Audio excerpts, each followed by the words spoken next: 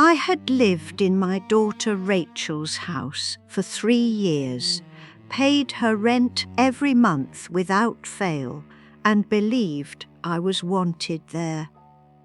I was wrong. It started with a car loan. My grandson Tyler, 24 and chronically underemployed, needed me to co-sign for a used Civic. Just $8,000 he didn't have and couldn't afford to repay. He asked me at dinner on a Tuesday, casually, as if I were an ATM with a pulse. I said no, not rudely, not dramatically, just a simple, quiet refusal while I cleared the plates from the table. My hands steady on the porcelain, even as my heart picked up speed. Tyler's face went slack with surprise. Rachel, my daughter, stopped mid-sip of her wine and set the glass down with a soft clink that somehow felt louder than it should have. "You're seriously not going to help him?" Rachel's voice carried that particular tone mothers use when they're trying to sound reasonable but are actually furious. I rinsed a dish under the faucet, watching the soap swirl down the drain in lazy spirals, buying myself 3 seconds to think, I can't afford to take on that kind of liability. My savings are for my care if I need it someday. Your care. Rachel laughed, but there was no humour in it. You're 76 and healthy as a horse. Tyler needs this now. I turned off the water, dried my hands on the dish towel, the one with faded sunflowers. That I'd brought from my old house after Bill died. I understand he needs it, but my answer is still no. The silence that followed had weight, texture. I could feel it pressing against my ribs as I folded the towel and hung it precisely on the oven handle. Tyler pushed back from the table without a word and disappeared up the stairs. Rachel stayed seated, her fingers drumming a slow, deliberate rhythm on the wood. "You know," she said quietly, "it's getting expensive having you here, more than just the rent you pay." I looked at her then, really looked. My daughter, 49 years old, hair still dark except for those few silver threads she paid someone to blend away every 6 weeks. Her face had become harder over the years, or maybe I was only now allowing myself to see it clearly. "What are you saying, Rachel?" "I'm saying maybe you should think about how much goodwill is worth." She picked up her wine glass and left the kitchen. I stood there for a long time after she was gone, my hand still resting on the towel, feeling the rough weave of cotton against my palm. Outside the window above the sink, the neighbour's porch light flickered on as dusk settled over the street. I watched a moth circle it, drawn and repelled in equal measure, and recognized something of myself in that restless movement. That night, the ceiling light in my bedroom wouldn't turn on. I flicked the switch up and down 3 times, the small plastic nub clicking uselessly under my thumb. Nothing. The room stayed dark, except for the faint glow from the streetlight outside filtering through the curtains. I tried the lamp on my nightstand instead. It worked fine. The overhead fixture was dead. Electrical problems happen in old houses. I knew that. But something in my chest tightened anyway as I lay down in the semi-darkness, pulling the quilt up to my chin. The quilt Bill's mother had made for our wedding, squares of fabric from our families stitched together with careful hands. I ran my fingers over the seams, finding comfort in their familiar ridges, and told myself I was being paranoid. The next morning, the outlet by my small desk didn't work either. I discovered it when I tried to plug in my laptop, the one I used to email my sister Margaret in Oregon and play solitaire when sleep wouldn't come. The cord went into the socket, the little charging light stayed dark. I tried the outlet on the opposite wall, that one worked. I tried the desk outlet again, nothing. 2 electrical failures in less than 24 hours, both in my room. Only in my room. I sat down on the edge of my bed, the mattress dipping under my weight with a soft creak, and understood with perfect clarity that this was no accident. This was the beginning of something. A message delivered not through words, but through small, deliberate acts of hostility. A campaign to make me uncomfortable. To remind me, perhaps, that this was their house, and I lived here by their grace, not by right. The light I could live without. I had the lamp. But the outlet meant I'd have to charge my computer somewhere else, carry it back and forth, ask permission to plug it in the living room or kitchen. Small inconveniences, petty annoyances, the kind of thing you couldn't complain about without sounding unreasonable. Rachel came downstairs at 8, dressed for her job at the hospital in scrubs, covered with cheerful cartoon stethoscopes. She poured coffee into a mug and didn't look at me where I sat at the kitchen table with my cold toast and lukewarm tea. "The outlet in my room isn't working," I said. She added cream to her coffee, stirred it twice. "Old house, things break. The ceiling light, too. Call an electrician if it bothers you." She snapped the lid onto her mug. "I'm late." She was gone before I could respond, the front door closing with a solid thunk that seemed to echo through the empty rooms.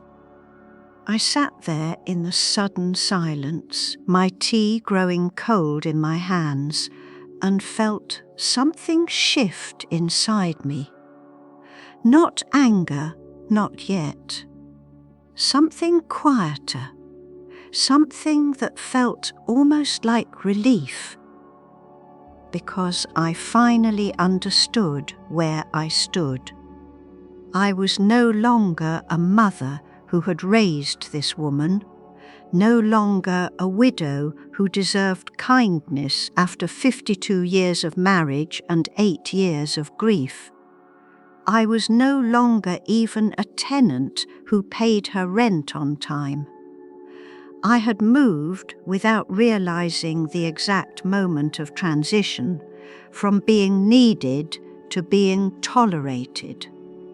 And now, because I had dared to set a boundary to protect myself, I was being shown just how precarious toleration could be. The toast on my plate looked grey and unappetizing. I pushed it away and stood up slowly, my knees protesting the movement with their usual morning stiffness. I walked to the window and looked out at the street where I had walked nearly every day for 3 years, past the maple trees that turned brilliant orange each fall, past the house with the overgrown roses, past the corner where the school bus stopped. I had thought this was my home. I had been paying rent, yes, but I had also been paying with presents, with babysitting Tyler when he was younger, with cooking dinners and doing laundry and making myself useful in all the small ways that families expect from their elderly members. I had thought that made me belong here. But belonging, I realized with sudden crystalline clarity, was not something you could earn through usefulness.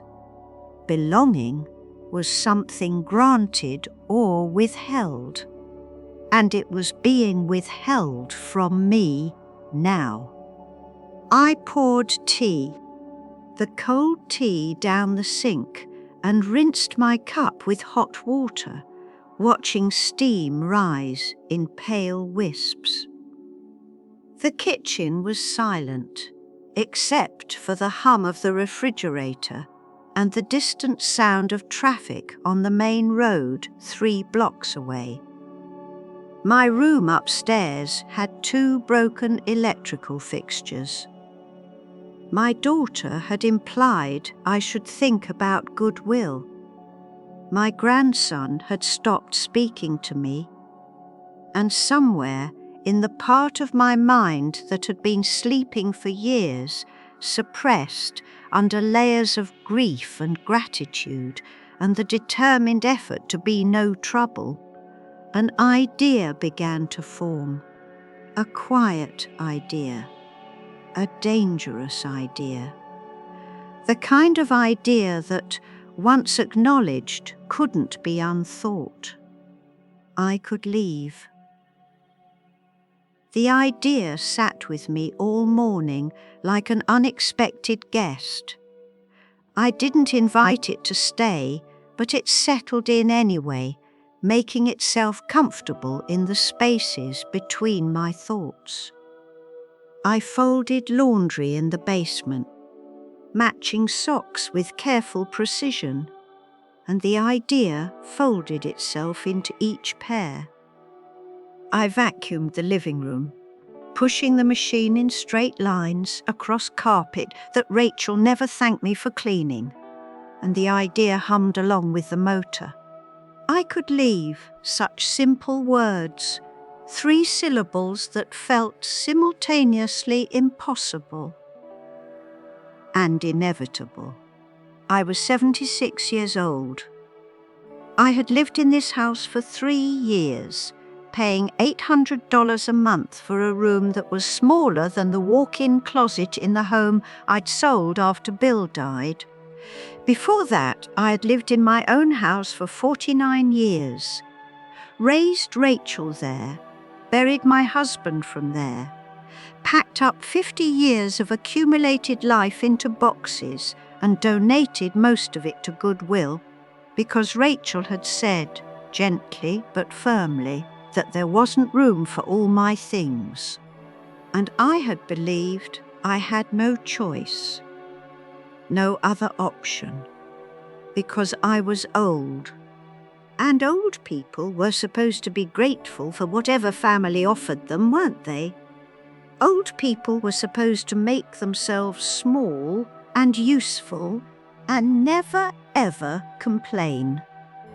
But as I wound the vacuum cord around its hooks and carried it back to the hall closet, I remembered something I had been working hard to forget. I had money. Not a fortune, not even what most people would consider substantial, but I had Bill's life insurance, paid out 8 years ago and carefully invested. I had my Social Security, deposited faithfully on the 3rd of every month.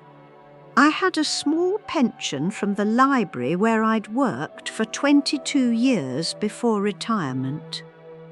Together it added up to enough. Maybe just barely enough, but enough.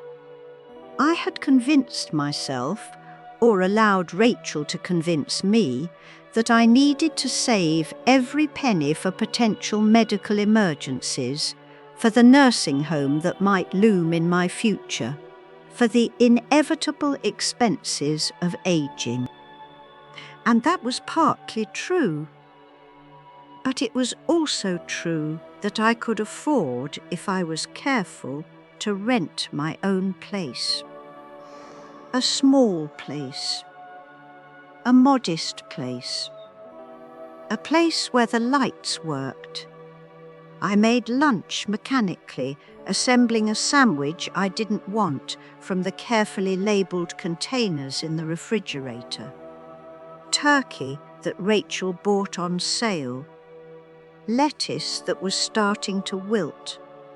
Mustard applied in a thin line because I knew Tyler would complain if I used too much and he wanted a sandwich later. I ate standing at the counter, not because I preferred it, but because sitting at the table alone felt too much. Like admitting something I wasn't ready to admit. Afterward, I went to my room, pulled the door closed behind me with a soft click, sat down at my small desk with the broken outlet and picked up my phone. My hands shook slightly as I scrolled through my contacts. The bank's customer service number was saved under Bank Bill's account, even though the account was mine now and had been for 8 years.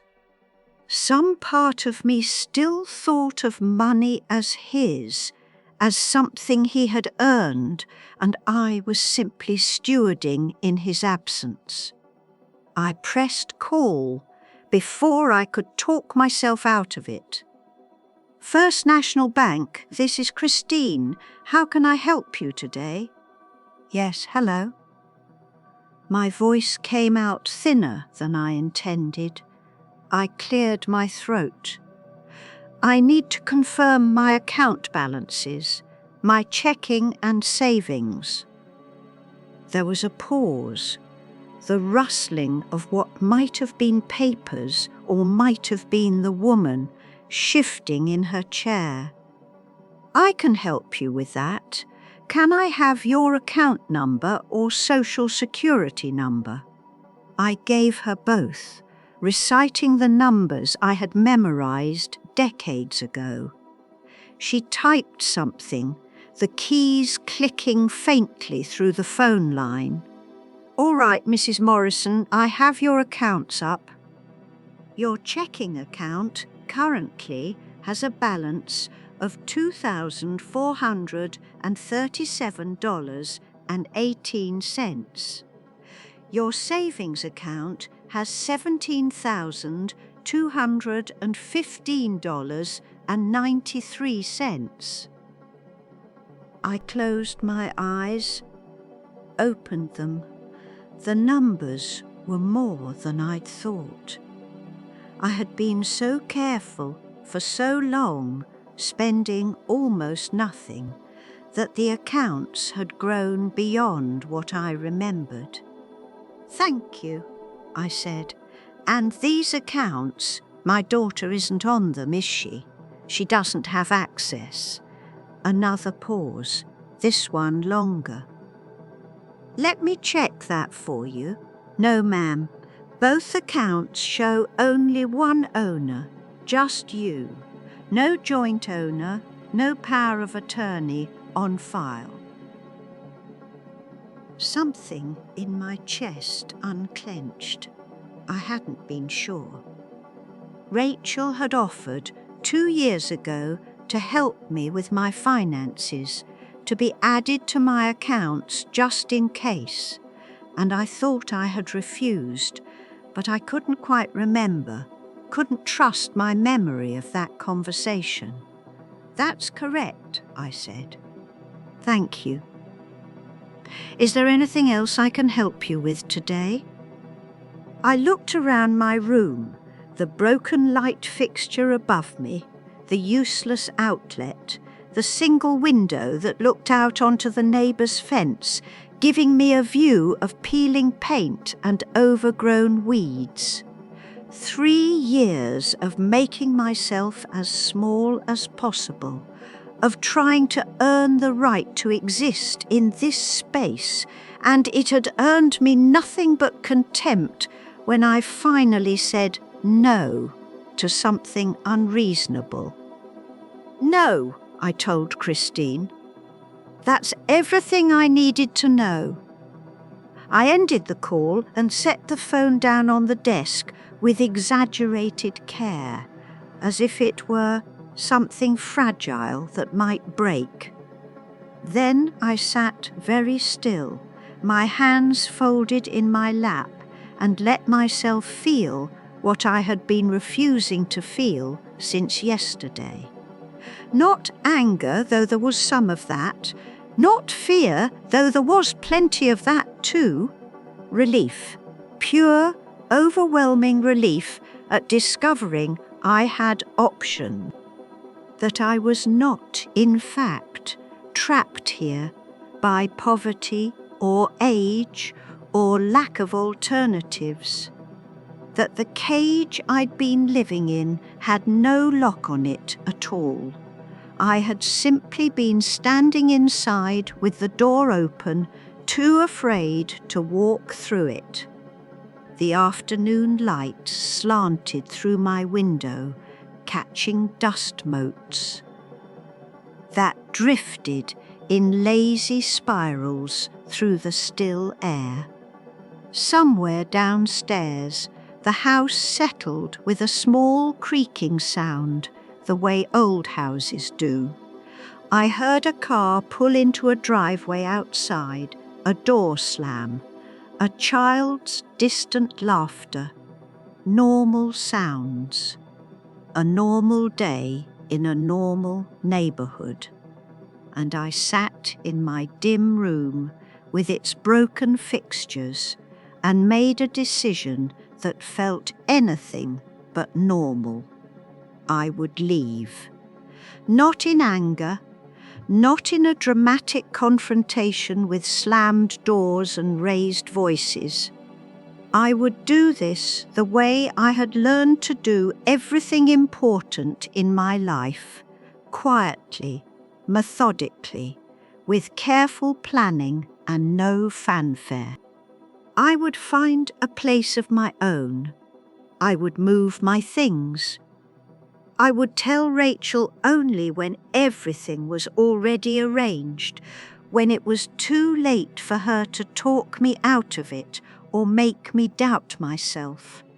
I would reclaim the autonomy I had let slip away piece by piece in the years since Bill died, and I would do it soon before I lost my nerve.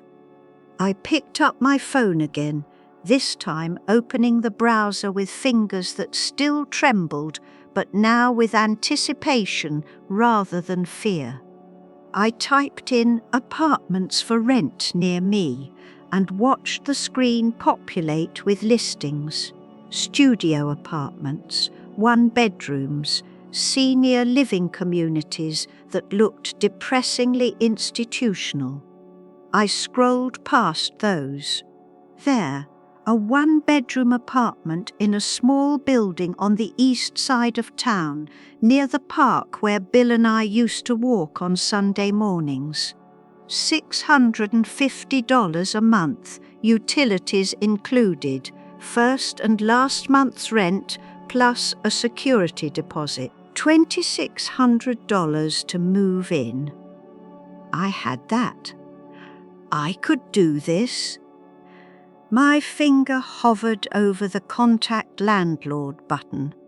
One tap and I would be committed to this path, this quiet rebellion. One tap, and there would be no pretending I hadn't understood the situation, hadn't recognised what was happening. I tapped. A form opened. Name, phone number, email address, preferred move-in date. I filled it all out with careful letters, my handwriting precise even on the phone's small screen. For move-in date, I wrote, as soon as possible. I hit submit. Then I sat back in my chair and took a long, shaky breath. The room looked exactly the same as it had 5 minutes ago. The broken light still didn't work, the outlet was still dead. But something fundamental had shifted, some internal geography had been redrawn. I had, without Rachel knowing, without Tyler seeing, without anyone able to stop me, taken the first step toward reclaiming my life.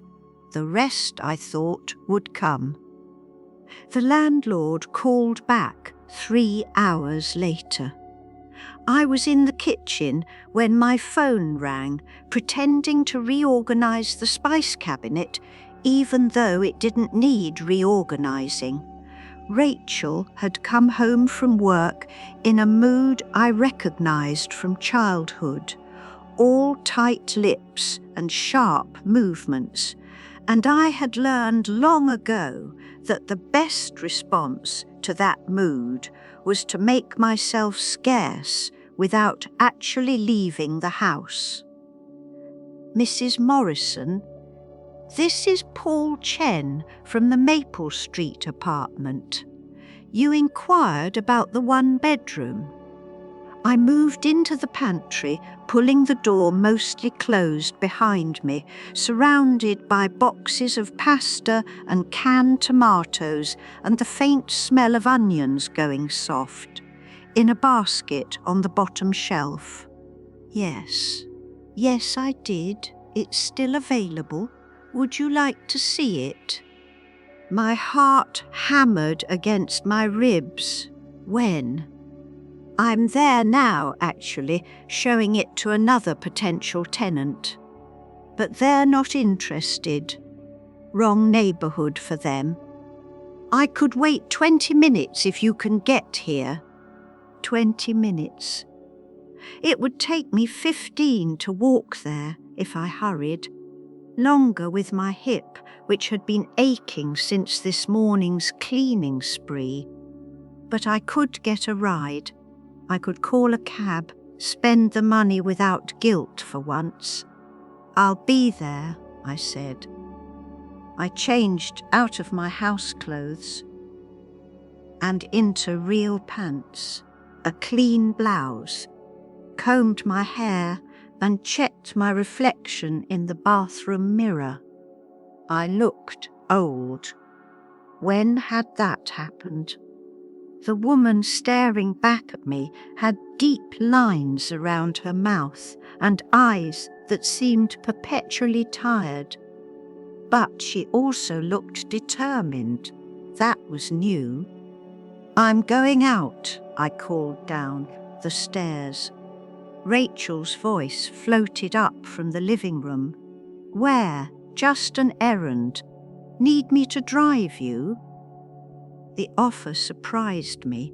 Or maybe it was a test. No, thank you. I'll manage. I called the cab company from my phone as I pulled on my jacket, gave them the address, waited on the front porch, so I wouldn't have to field more questions. The cab arrived 7 minutes later, and I climbed in with the careful movements of someone whose body doesn't always cooperate with urgency. The driver was young, maybe Tyler's age, with headphones around his neck and an air of pleasant indifference. He didn't try to make conversation, which I appreciated. I watched the familiar streets slide past and tried to imagine them as my regular route home instead of the route to someone else's house where I was temporarily staying.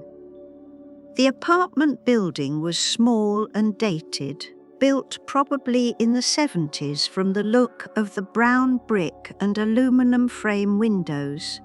Not beautiful, but maintained. The lawn was mowed. The parking lot had only a few cracks. There were flower boxes under some windows, geraniums blooming in cheerful disarray. Paul Chen was waiting by the front entrance, a man about Rachel's age with glasses and a tablet tucked under one arm. He shook my hand with professional warmth. "Mrs. Morrison, thanks for coming so quickly. Let me show you upstairs. It's on the second floor, south facing. Good light." The interior hallway smelled faintly of cleaning solution and old carpet. We climbed the stairs slowly, him matching his pace to mine without comment, and he unlocked apartment 204 with a silver key. The door opened onto a small living space that seemed, in that first moment, impossibly perfect. Not large, not modern. The kitchen was a galley-style alcove with appliances that looked 20 years old.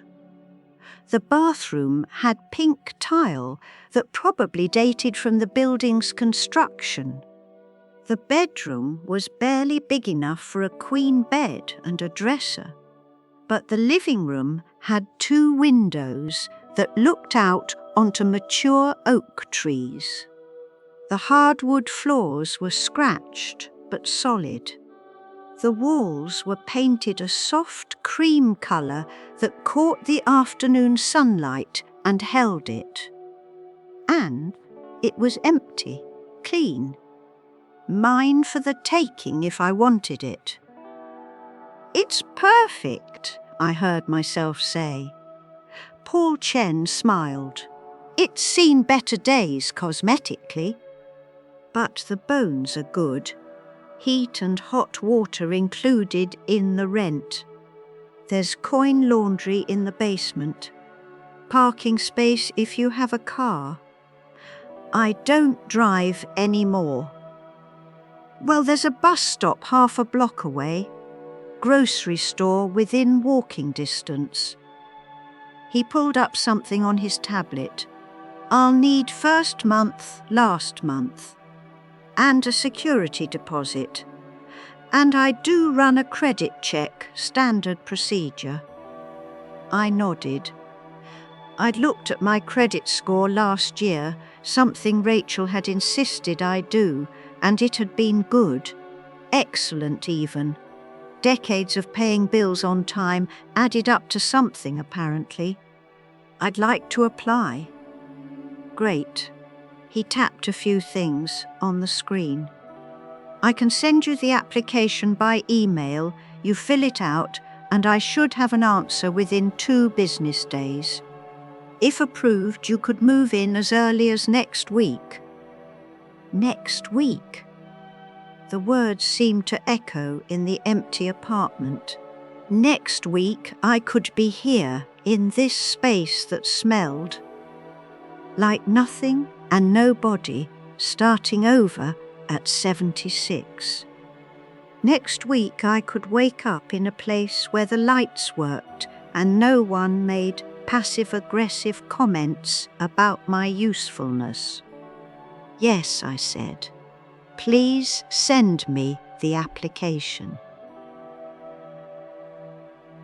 We exchanged information. He walked me back downstairs. I called another cab and waited on the curb, watching the oak trees sway in the late afternoon breeze, their leaves rustling with a sound like whispered secrets. An old woman walked past with a small dog on a leash. 2 children rode by on bicycles, laughing at something I couldn't hear.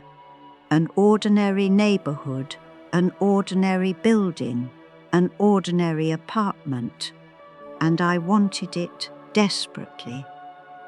The ride home, back to Rachel's house, I had to remind myself it was Rachel's house and not mine, took 12 minutes. I paid the driver, tipped more than I needed to, and let myself in through the front door.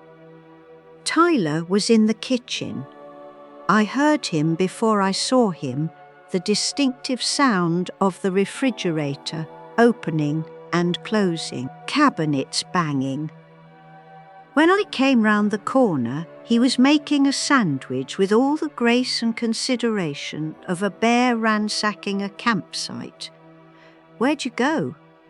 He didn't look at me, just piled turkey onto bread with aggressive thickness. Out. "Real specific, Grandma."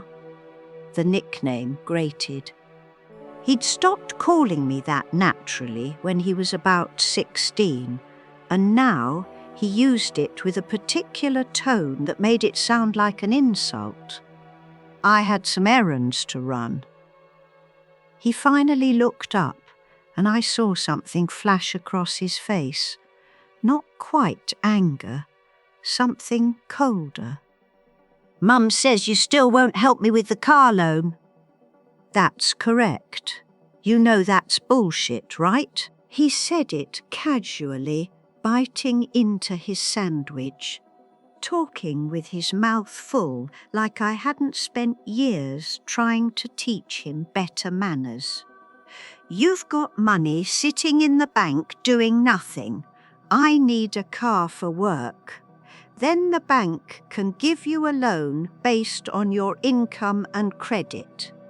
They won't. I tried. That's why I need a co-signer."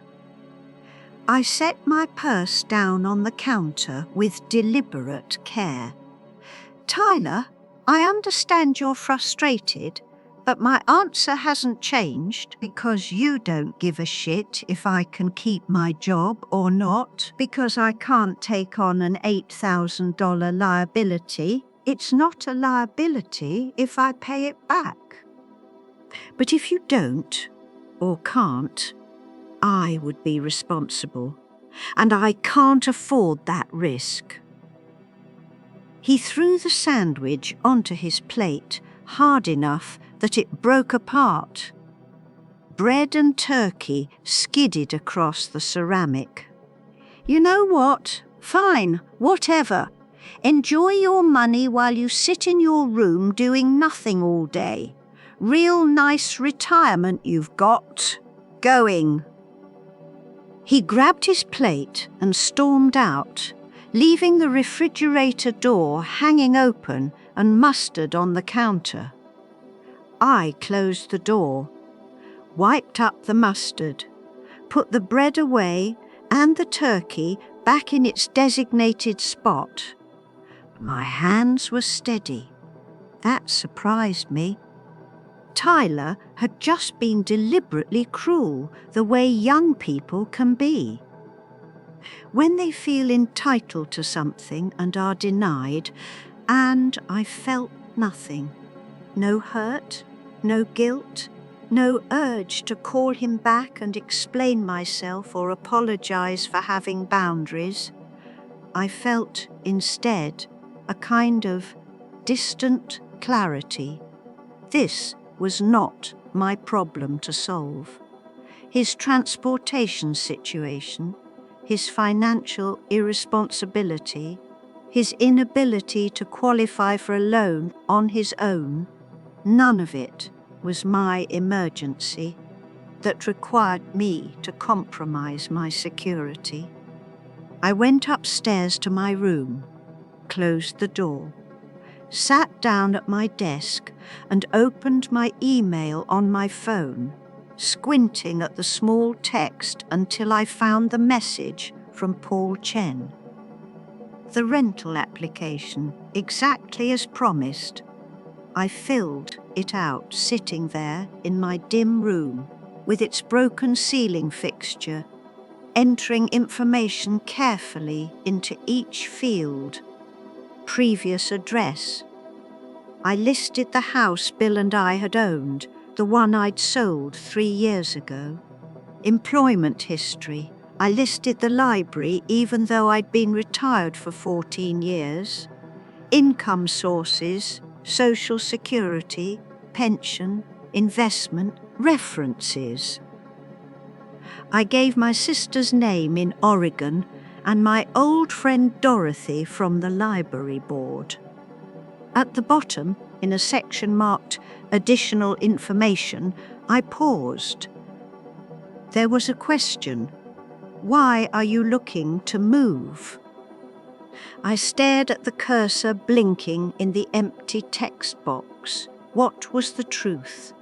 That I was fleeing my daughter's house because I had committed the sin of refusing to financially endanger myself for my grandson? That I was tired of being tolerated instead of valued? That I wanted, for however many years I had left, to live somewhere I didn't have to earn the right to exist? I typed, seeking independent living situation, prefer my own spaces, professional, neutral, true enough. I hit submit and watched the little loading circle spin on my screen. Then the confirmation message appeared. Your application has been received. You will hear back within 2 business days. 2 days, 48 hours, during which I would have to continue living here, pretending nothing had changed, making small talk over dinner and avoiding eye contact with Tyler, and waiting for Rachel to find some new way to make me regret my refusal. But then, if things went well, I would have an apartment, my apartment, a place where I could sit in my own chair by my own window and drink my own tea in my own time. I allowed myself one moment of something that felt dangerously close to hope. Then I stood up, smoothed my blouse, and went downstairs to start dinner, because that was what was expected. That was my role, and I would continue to play it until I was ready to walk away.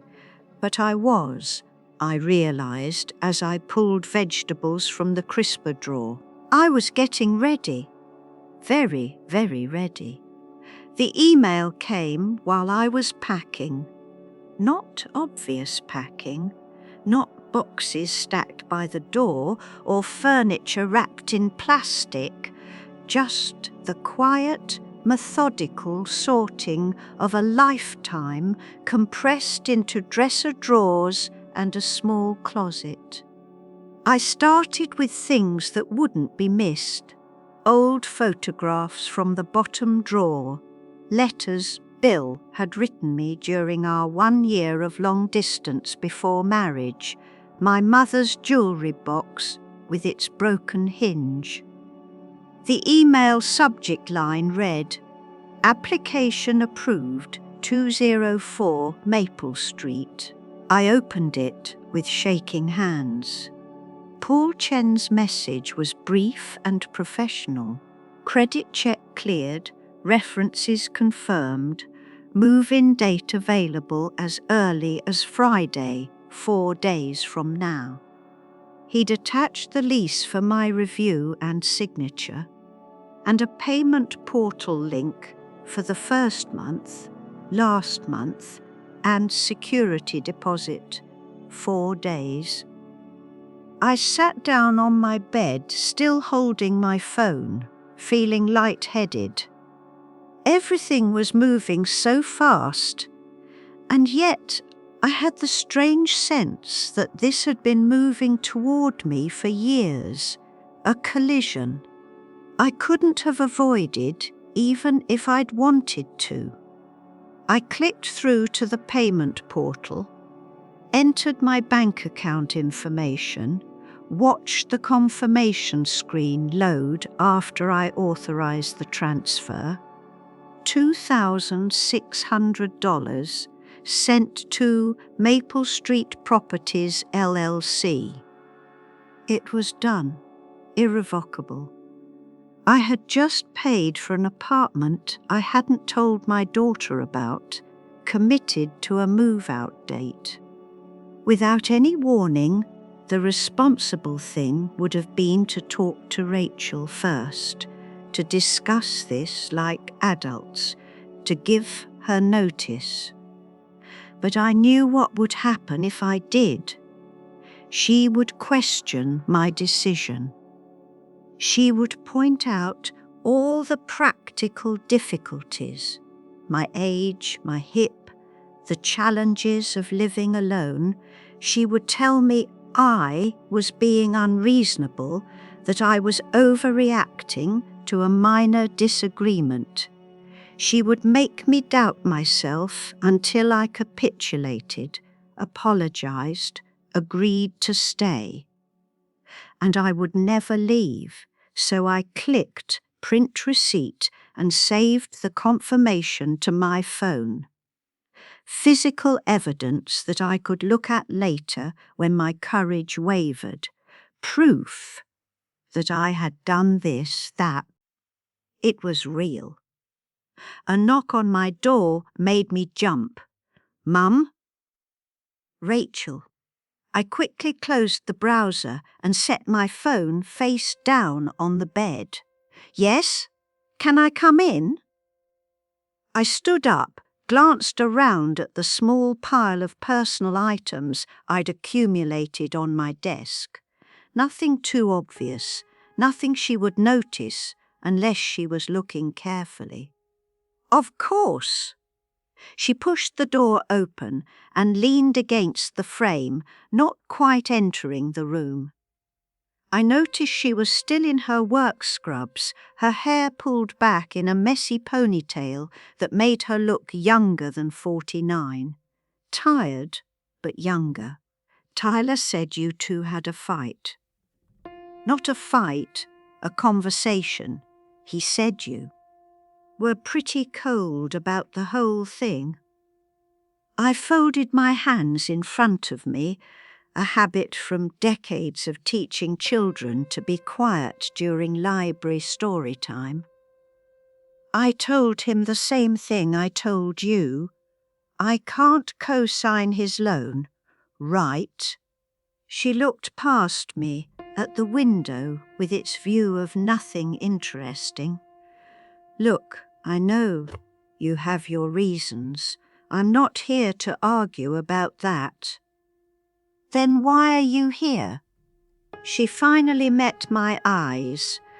"I wanted to make sure you understand that this is awkward. For me. Tyler's upset, obviously, and I'm in the middle, trying to keep the peace. I'm not asking you to be in the middle. No, but that's where I am anyway." She sighed, ran a hand over her face. "Mum, I'm not trying to make you feel bad, but this living situation, it only works if everyone's getting along. You know?" There it was, the polite threat wrapped in reasonable concerns.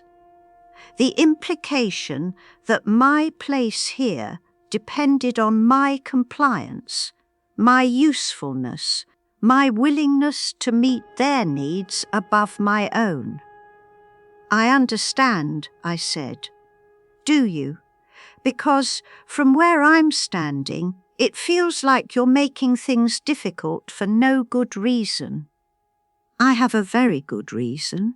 My financial security. You have $17,000 in savings," Tyler told me. He looked it up somehow. She waved a hand dismissively. "So don't pretend you." can't afford to help. The invasion of privacy should have shocked me, should have made me angry. But instead, I felt that same cold clarity from earlier, that sense of watching this conversation from a distance and understanding exactly what it meant. How I choose to use my money is my decision. Even if it affects your family, yes. Even then. Rachel straightened up from the doorframe, and I saw something in her face that I recognized from her teenage years, that flash of pure frustration when she realized she couldn't manipulate me into giving her what she wanted.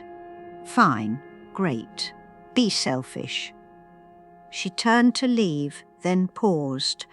Oh, by the way, I'm going to need you to start paying more for rent. 900 instead of 8. Starting when? Next month. I didn't react. Didn't let her see how this confirmation of everything I'd suspected made my stomach clench. I see. Just thought you should know, since money is apparently so important to you. She left, closing the door with exaggerated gentleness, and I stood there in my dim room, feeling something crack open inside my chest. Not my heart breaking, something else, some final restraint that had been holding me back, keeping me tethered to the idea that family meant unconditional acceptance. But this wasn't family. This was a transaction, and I was no longer willing to participate in it. I picked up my phone and typed a text. Message to Paul Chen. I can move in Friday, will be there by noon. His response came back within minutes. Perfect, I'll meet you there with keys. Friday, 2 days away. I had 2 days to finish packing, to arrange for my few pieces of furniture to be moved, to prepare myself for whatever Rachel's reaction would be when she realized I was leaving. I opened my closet and pulled out my empty suitcase from the top shelf, started filling it with clothes, folding each item carefully. My winter coat, my good church dress that I hadn't worn in years, practical shoes, and the one pair of heels I'd kept from my old life. I worked steadily, methodically, until I heard Rachel's bedroom door close down the hall and knew she'd gone to bed. Then I allowed myself to stop, to sit on my bed surrounded by half-packed bags and take a long, shaky breath. I was doing this, really doing it, and I was terrified and exhilarated in equal measure. But mostly I was ready. Friday morning arrived cold and clear. I woke at 5, before my alarm, and lay in the darkness listening to the house settle around me. Rachel's alarm would go off in an hour. Tyler wouldn't surface until afternoon. I had maybe 90 minutes of solitude to finish what I'd started. I dressed quietly, made my bed for the last time in this room, pulling the corners tight out of habit, even though no one would care how I left it. The broken ceiling light still didn't work. The outlet by my desk was still dead. I looked at them both and felt nothing but a distant satisfaction that soon they would be someone else's problem. The moving van I'd hired, just a small company, 2 men with a truck, was scheduled for 9.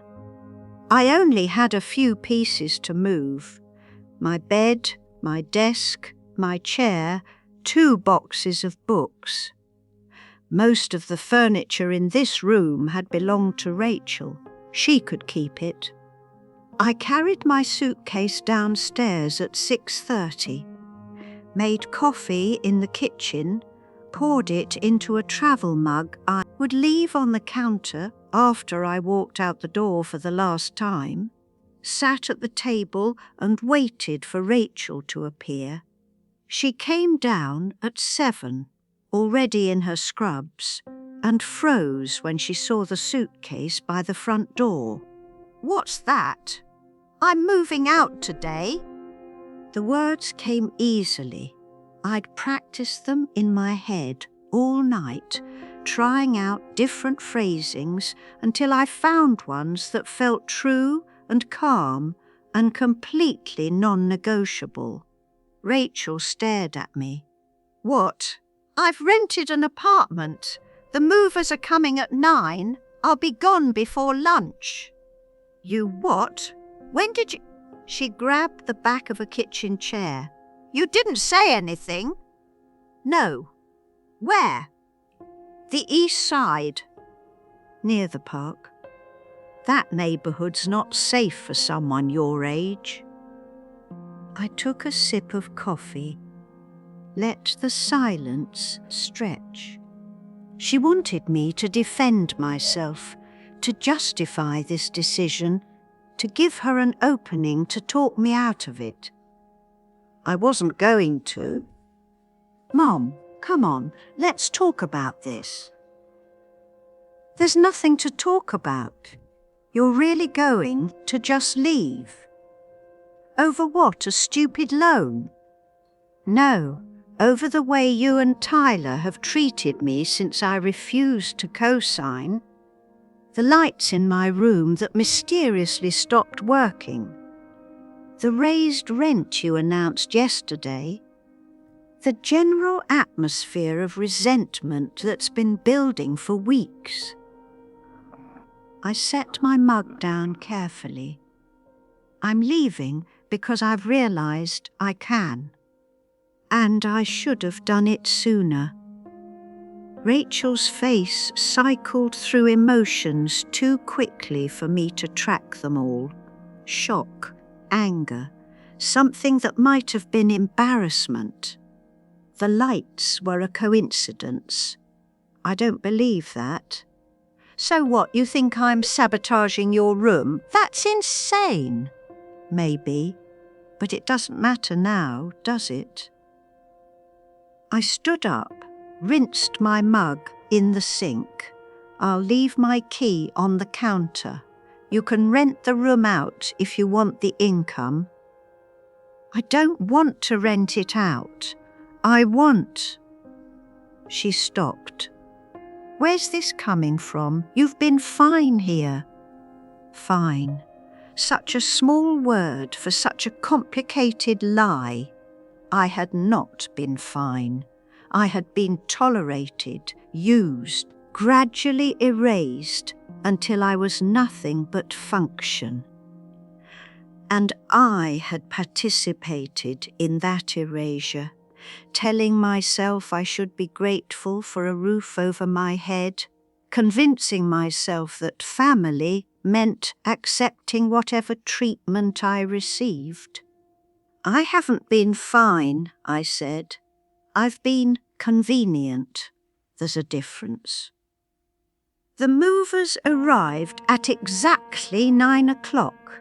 2 young men who handled my few possessions with brisk efficiency, loading everything into their truck in under an hour. Rachel stood in the doorway and watched, her arms crossed over her chest, not helping but not leaving either.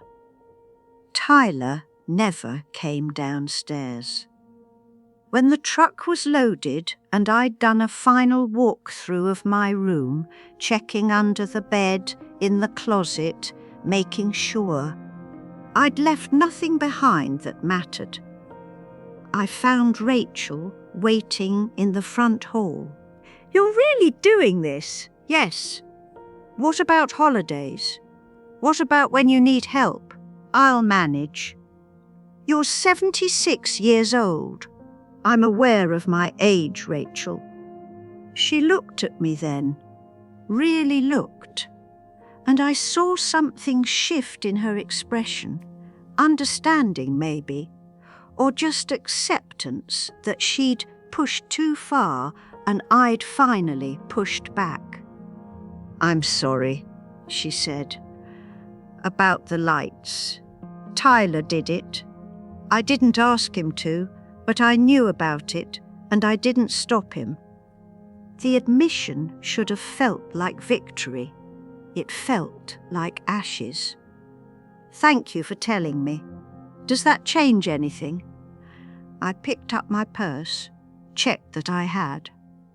My phone and wallet. No. I walked past her, out the front door, into the clear October morning. The moving truck was already gone, heading to my new address. I had called another cab and it was waiting at the curb. I climbed in without looking back. By noon, I was standing in apartment 204, surrounded by boxes and furniture and the overwhelming silence of my own space. My bed frame leaned against one wall. My boxes of books sat stacked by the window. My chair, Bill's old reading chair that I'd kept from our house, sat in the middle of the empty living room, looking small and lost.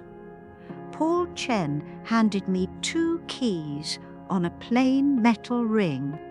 All yours, Mrs. Morrison. Heat's already on. Hot water should be good to go. Thank you. He smiled, wished me luck, and left me alone.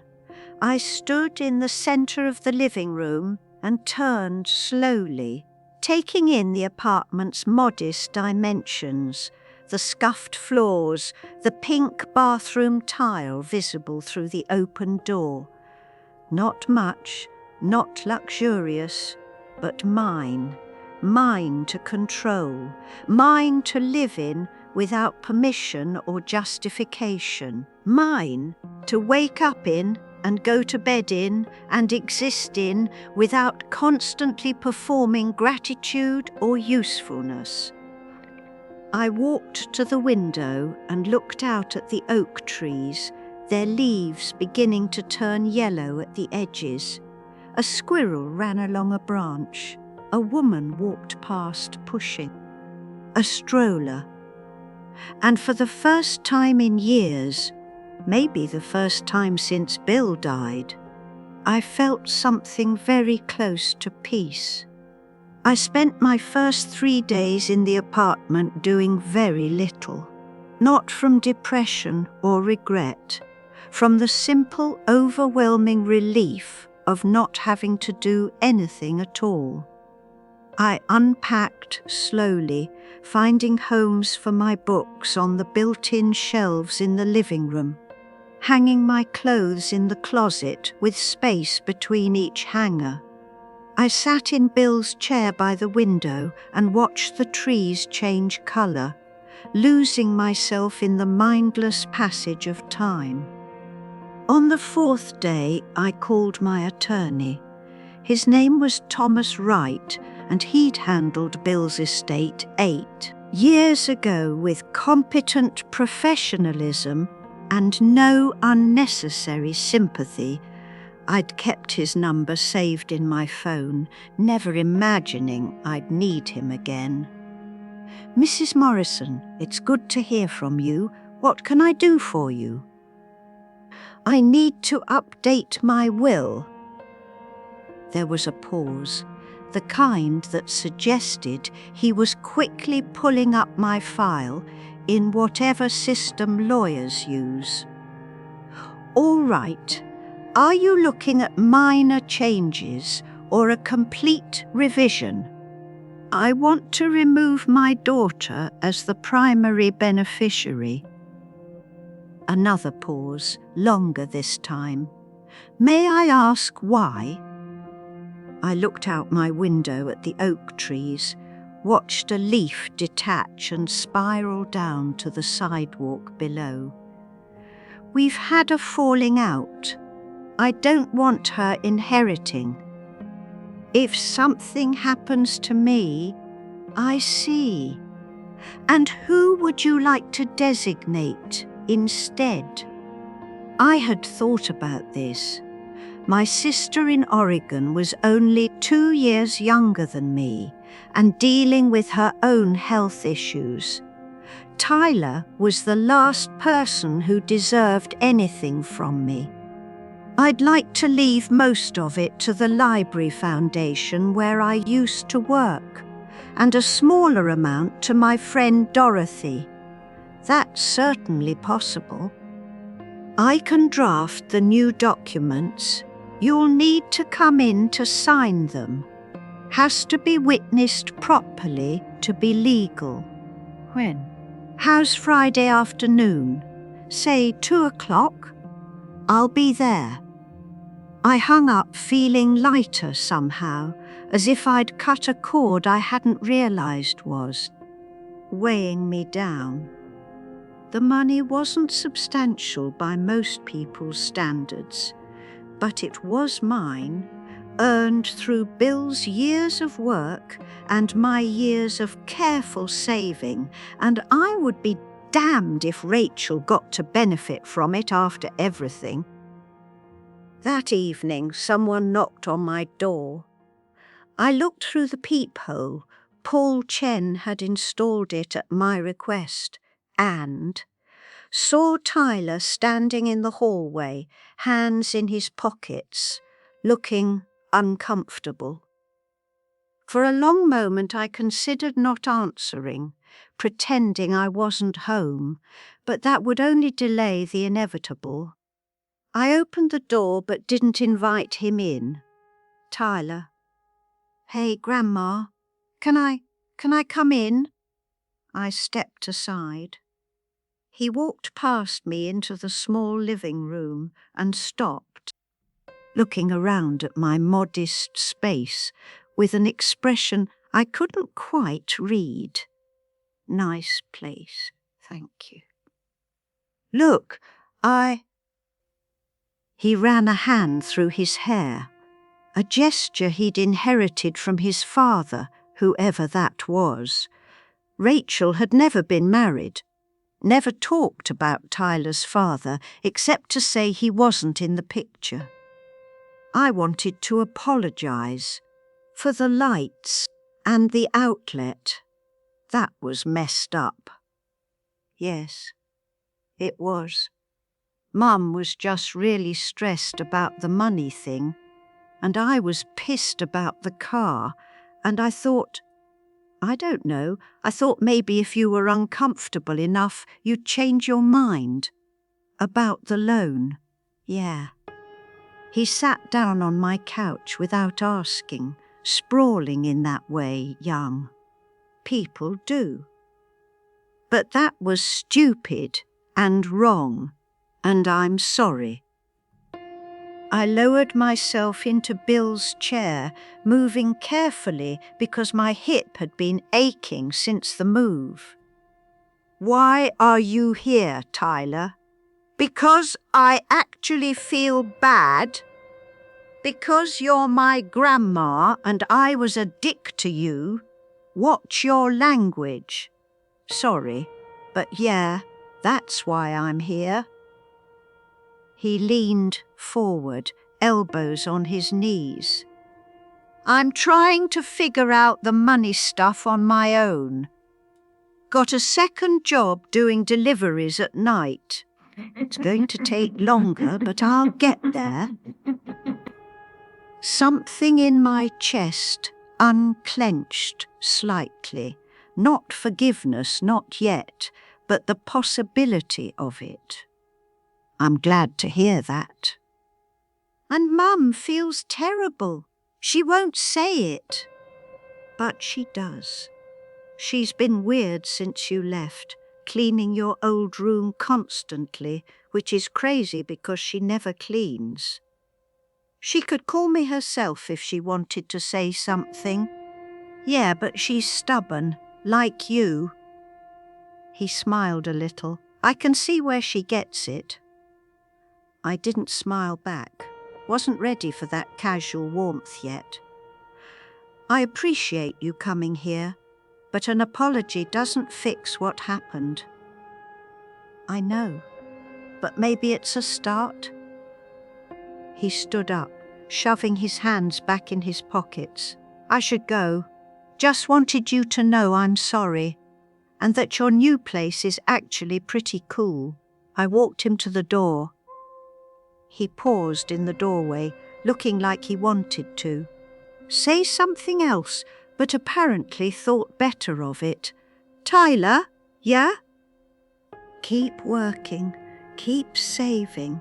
You'll get your car eventually, and it'll mean more because you did it yourself. He nodded.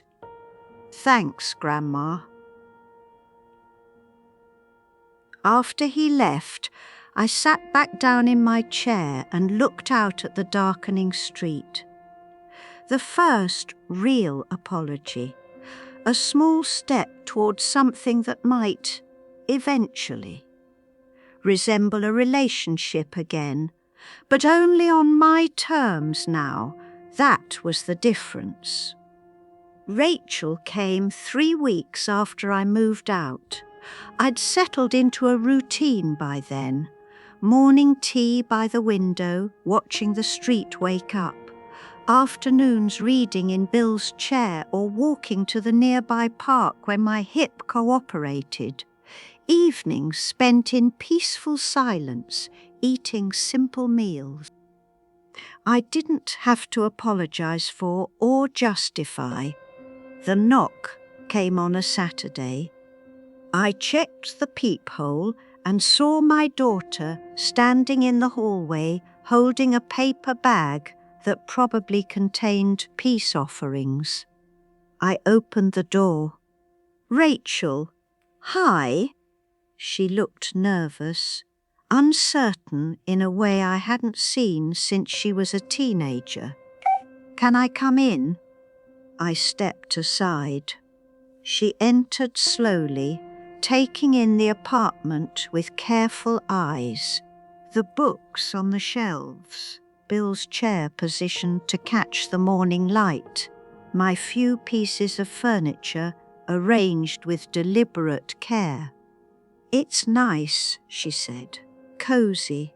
It suits me. She set the bag on my kitchen counter.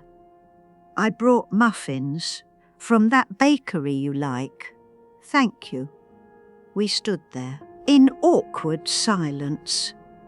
Rachel had never been good at apologies, even as a child. She preferred to move past conflicts without acknowledging them, to pretend hurt feelings would heal themselves through time and proximity. But I wasn't going to let her do that this time. Why are you here, Rachel? Because you're my mother and I miss you. She said it quickly, as if the words might escape if she didn't trap them fast enough. Because Tyler said I should call, but I needed to see you in person. Because I've been a terrible daughter and I'm sorry. I moved to the window, looked out at the familiar view I'd grown to love. What specifically are you sorry for? The lights. Tyler told you. Right? I knew he'd done it, and I didn't stop him or fix it. I let you think, she trailed off. You let me think I was imagining the hostility, that I was overreacting. Yes. What else? She took a breath. The rent increase, that was purely punitive. And the way I spoke to you about the loan, like you owed it, to us to risk your financial security. And before that, all the years of treating you like you were here to be useful instead of... Her voice cracked slightly. Instead of my mother. I turned to look at her. She was crying quietly, tears tracking down her cheeks in a way that made her look young and lost. Some part of me wanted to comfort her, to fall back into the old pattern of soothing and accommodating. But I stayed where I was. I appreciate the apology, I said carefully. I do, but you need to understand that things can't go back to how they were. I know. Do you? Because the way things were, I had no boundaries, no autonomy. I paid rent to live in a room where I couldn't even trust the electrical outlets. I made myself as small and quiet and useful as possible, and the moment I set a single boundary, you made me regret it. I know. She wiped her eyes with the back of her hand. And I don't expect you to come back. That's not why I'm here. Then why are you here? To tell you I'm sorry, to ask if maybe eventually we could try again, differently this time. She looked around the apartment again. You were right to leave, I see that now. I was using you, and I told myself it was fine because you were family and family helps each other, but it wasn't help. It was exploitation. The word hung between us, ugly and true. Yes, I said quietly, it was. Can you forgive me? I thought about it. Really thought, rather than giving the automatic response that smoothed over conflicts and preserved relationships at any cost. Could I forgive her? Maybe. Eventually. But forgiveness didn't mean returning to old patterns. It didn't mean trusting her again immediately, or opening myself up to being hurt the same way. I don't know, I said. Ask me again in 6 months? She nodded, accepting that. Can I at least visit sometimes? Take you to lunch?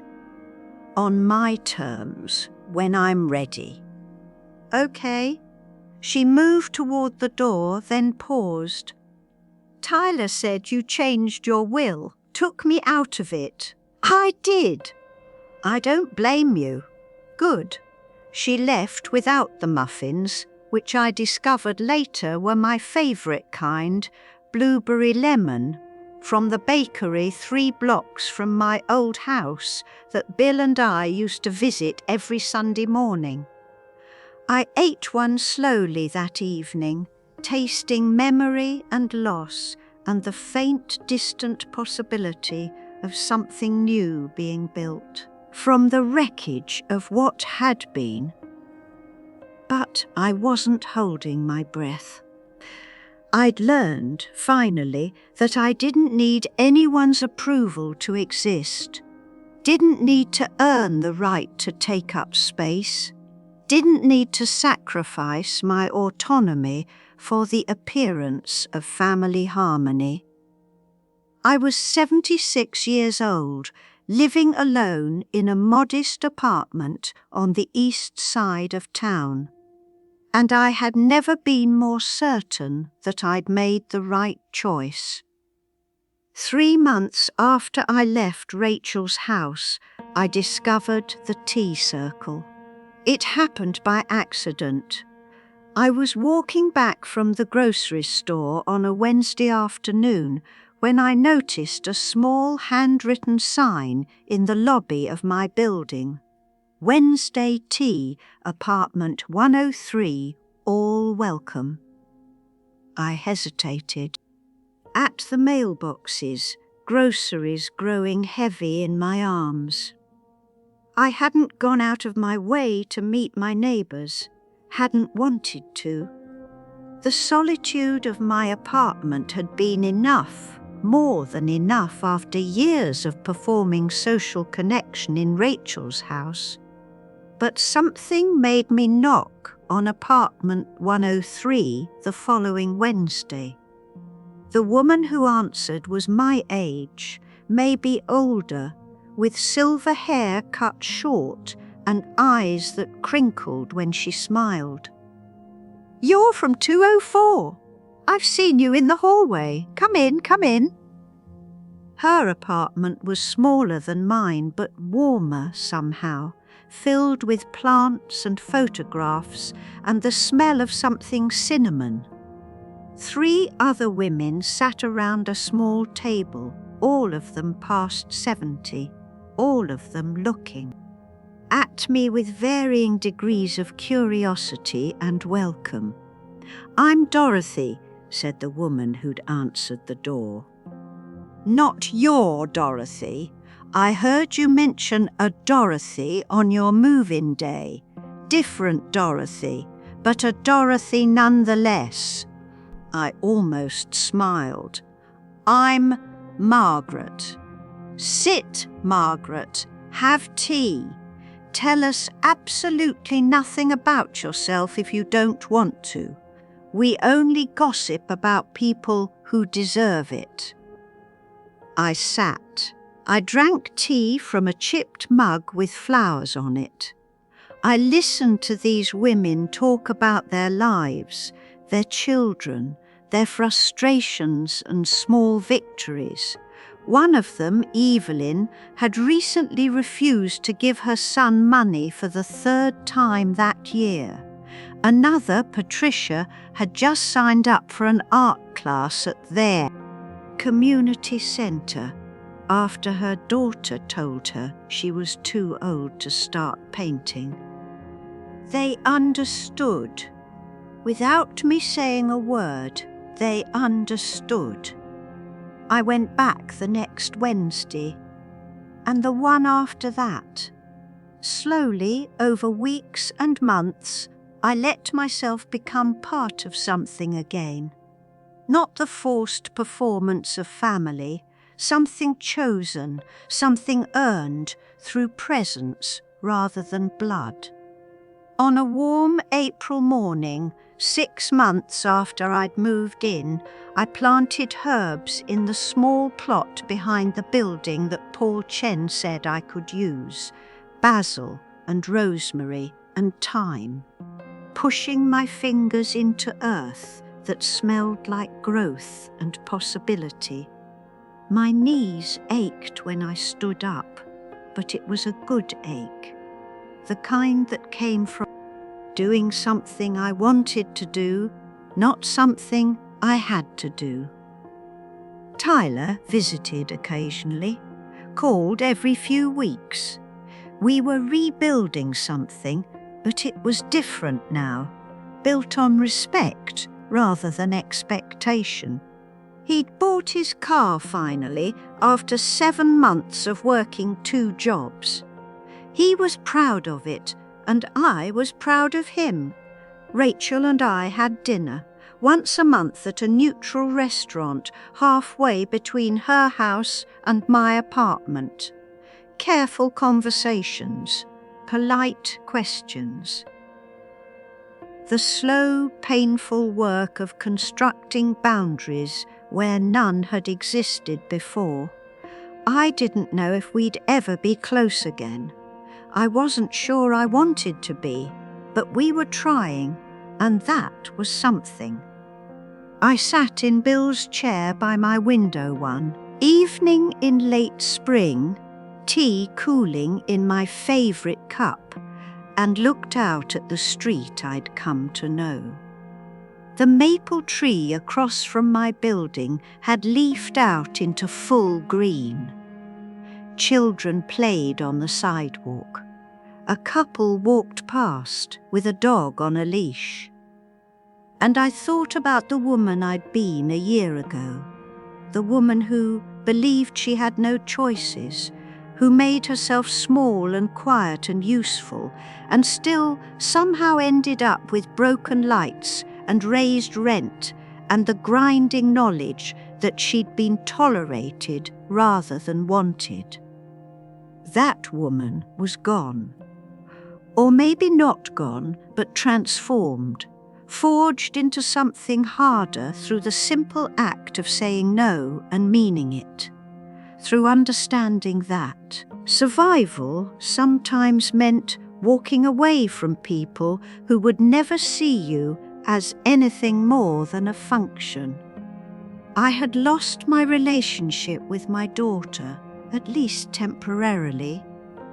I had lost the illusion of family harmony. I had lost the safety of pretending everything was fine when it wasn't. But I had gained something more valuable, myself. I stood up slowly, carried my empty cup to the sink, rinsed it with hands that no longer trembled with suppressed rage or fear or the desperate need to appease. Outside my window, the sun was setting, painting the sky in shades of orange and pink that reminded me of the sunsets Bill and I used to watch from our porch in the house we'd shared. For 49 years, I missed him. Still, always.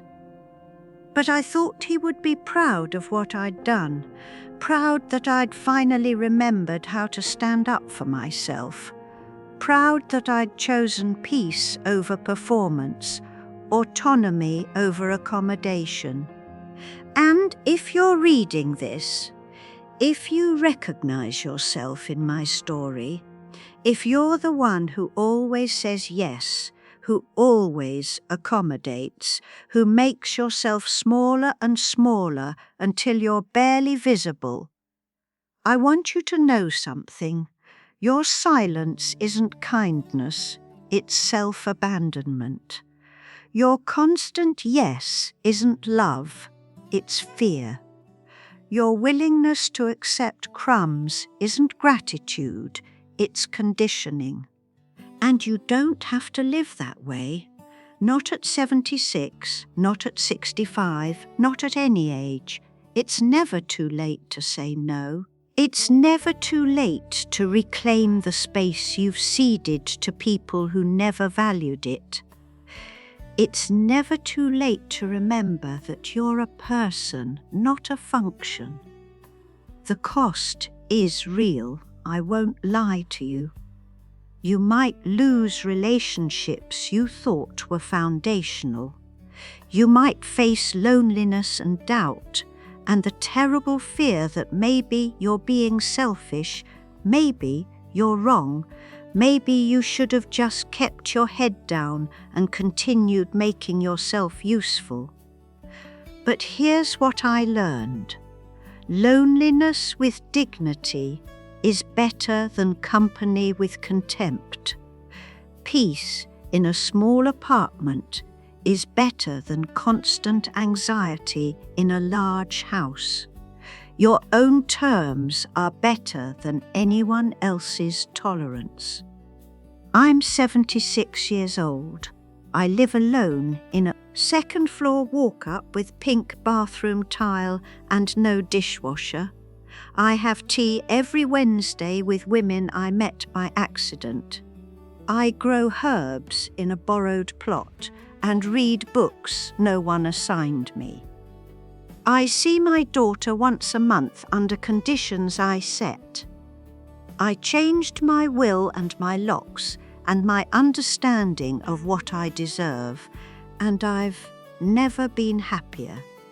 Not because my life is perfect, not because all my relationships are healed, not because I don't still wake up sometimes at 3 a.m. wondering if I did the right thing, but because this life is mine, mine to control, mine to live, mine to own, with all its imperfections and limitations and modest joys.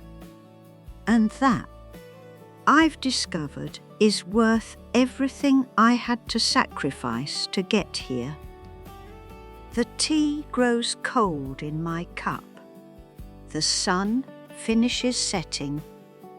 The street below my window empties as people go home to their lives.